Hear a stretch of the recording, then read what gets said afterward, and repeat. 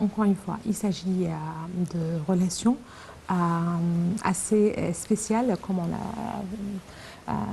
qu'on essaie de suivre justement dans ce commentaire, malgré des relations politiques qui n'étaient pas très fortes certainement. Les relations économiques entre les deux pays se poursuivaient au cours de ces années de rupture, si vous le voulez bien, politique. Pour plus de précisions sur ce dossier, nous avons le plaisir d'avoir avec nous en ligne, en direct, Dr Hani Abdelaziz, ancien sous-secrétaire général des Nations Unies. Bonsoir, Dr Hani Abdelaziz. Allô, bonsoir, Dr Hani. Bonsoir, madame. Donc, nous parlons des relations égypto-turques. Je vais essayer de parler un peu plus fort, Dr Hani. Donc, nous parlons... Ça serait bon, oui.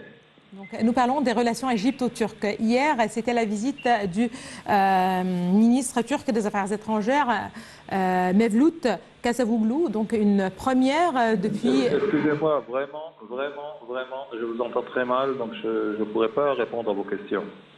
Donc, je n'arrive pas à saisir les questions. Je ne sais pas. Encore une fois, hier, c'est le ministre turc des Affaires étrangères qui s'est rendu en Égypte. Il a rencontré son homologue Sameh Shoukry, donc une nouvelle page peut-être de rapprochement entre le Caire et Ankara.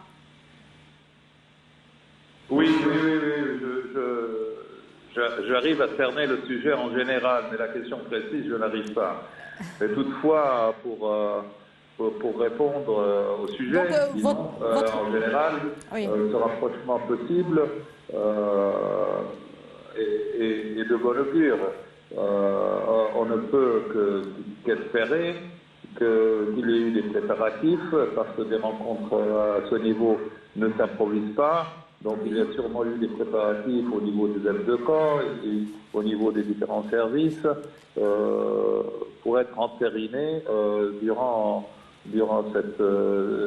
cette visite, probablement par les deux chefs d'État, disons, parce que pour danser le tambour, il faut être deux.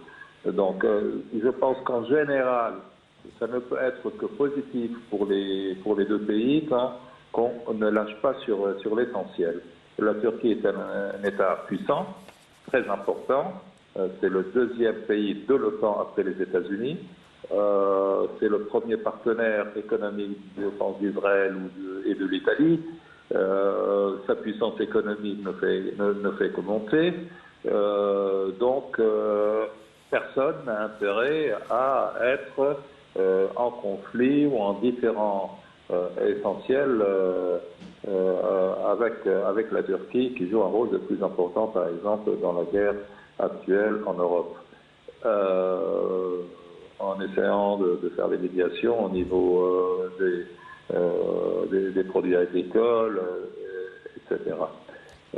Ceci dit, les intérêts stratégiques de la Turquie et de l'Égypte peuvent ne pas être concordants pour l'instant. Et donc la situation est très intéressante à suivre. La Turquie a des ambitions dans la mer Rouge, au sud de la mer Rouge, ce qui pourrait un peu menacer les intérêts égyptiens. Elle a des intérêts dans la Méditerranée orientale, au niveau des recherches de gaz. Elle est en conflit latent avec la Grèce et Chypre. Nous avons aussi des accords importants avec la Grèce et la Chypre et par leur biais avec l'Europe. Donc c'est une situation très délicate qu'il faut suivre, mais c'est un bon pas, c'est même très bon de relancer le dialogue, parce que sans dialogue, personne ne pourrait arriver à résoudre les problèmes sous-jacents. Voilà. Très bien. Si un rapprochement minime a eu lieu peut-être depuis 2020, en 2022, ce sont les deux chefs d'État qui se sont serrés la main durant la Coupe du Monde.